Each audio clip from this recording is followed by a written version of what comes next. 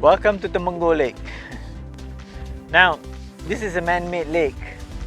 The idea of the lake was to build a dam to provide water to parts of the state of Perak and Penang and hydroelectric.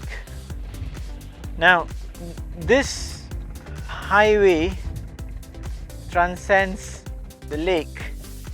It's the east-west highway. Now, it's about 300,000 hectares. On the other side, that's the protected Belum forest. Now that Belum forest is about 110,000 hectares, and on this side, the larger part of the Temengor Lake and the Temengor forest is about 200,000 hectares. Now, interestingly, this lake, they started filling about 1970 and it filled up about 4 years later. And it's the water is from all the rivers that's coming out. Now, what you're able to see there is the jetty. So from there, there's houseboats and other tourist boats that will take you around. This is the second bridge. The first bridge, you see on the other side, we'll go up there. And it's passing through this island. It's called Banding Island. Now, it's actually a hill, the top of a hill. Or I would call it a mountain, rather, top of the hill. And this was the rivers that was passing by. And now it's isolated. It's by the water from the lake. So it's Banding Island. It's a big island. And it's that's where the jetty is. Now, during the insurgencies, the communist bandits, so there are a few pillboxes I'll show you. The military would be based because these communist bandits, they tried to actually bomb this bridge.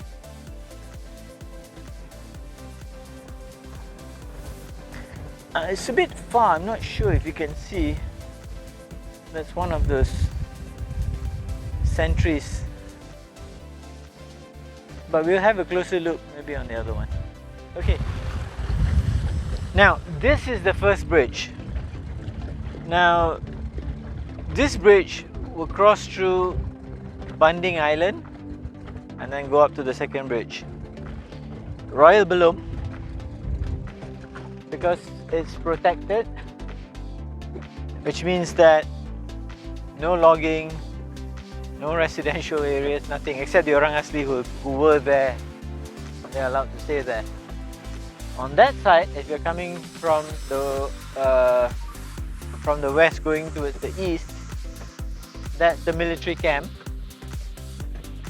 And I'm not sure if you can see the top of that there. That's the pillboxes where there were sentries posted on that side.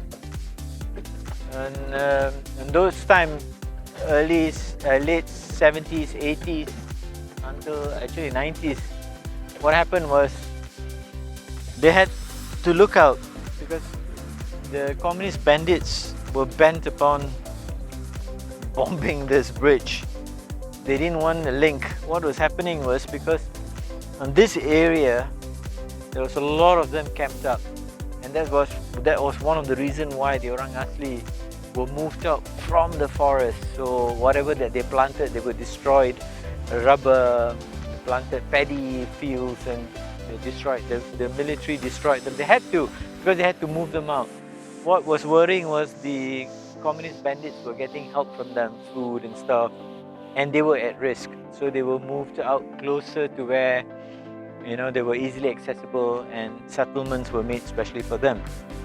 But now the bandits were really concerned because once there's roads through this forest where, you know, they made their camps and they used to come out and, you know, attack the military and the police.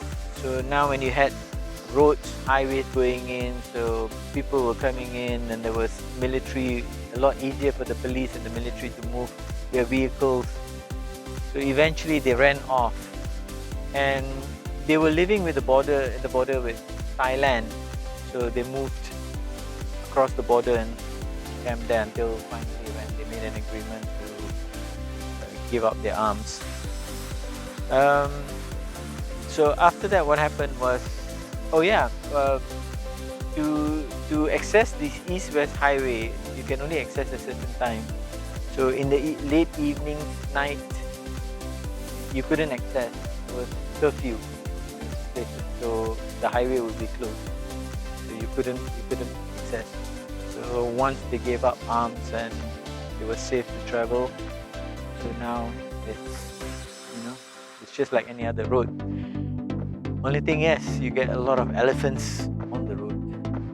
Well, that's something. Wildlife, a lot of wildlife, not only elephants, tapir. Deers they used to be, but not so much. No? That's it. Now, there's a lot of wildlife, there's a lot of flora, fauna, and it's a beautiful place to be. Wonderful experience.